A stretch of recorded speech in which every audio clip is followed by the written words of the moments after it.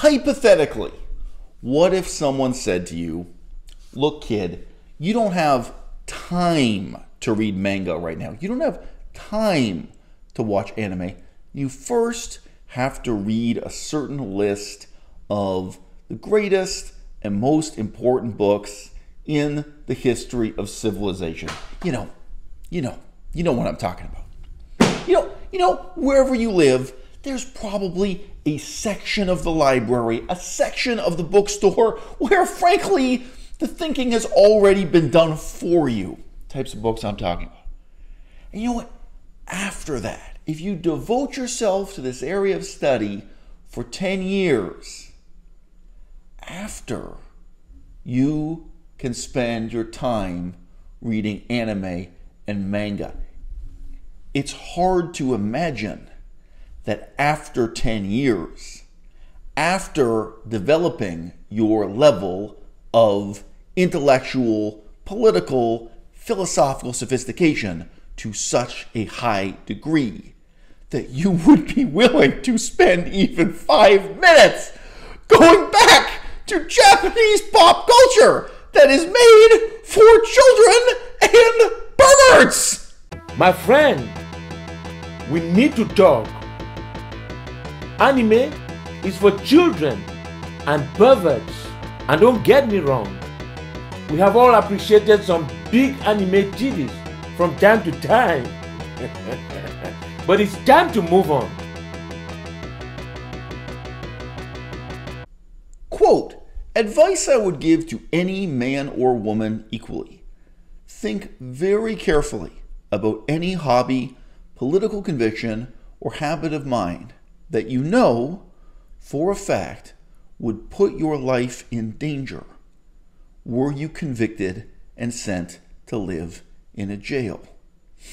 Anime is one of those things.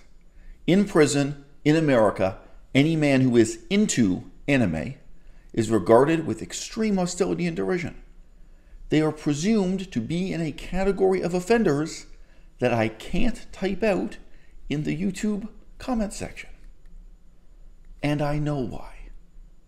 And you know why. We all know why. There are reasons why. Now, why am I referring to prison morality? Well, how many of you in the audience have ever stopped for 1 minute to consider the world from the perspective of someone better than yourself, smarter than yourself, more virtuous and more self-disciplined than yourself? Nothing could be more irrelevant to you than if I were to point to the way a genius lives his life, because you are a self-indulgent, lazy moron and you know it.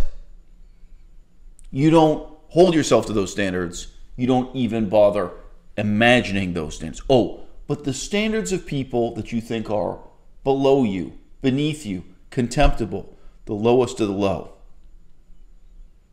You see how relevant those are to your life. Minimum standards you care about, not maximum standards, not your own maximum potential.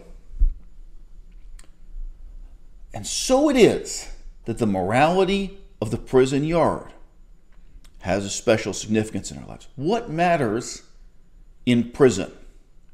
What is the type of honor that remains among thieves? Who is most despised in American prisons? The snitch, the informant, the betrayer. A man who has committed murder is more respected than the snitch. There may be a kind of honor in the particular murder that's on his record that the other prisoners can recognize. But one prisoner who will betray another in order to lessen his own sentence, the morality of the prisoner. And the lowest of the low, the most despised, the men who are constantly beaten and hunted and hounded and not allowed to sit down in the cafeteria when they eat their food, right? The chomos, the guys who watch anime, the guys who play Dungeons and Dragons. It means something. And I think it should mean something to you.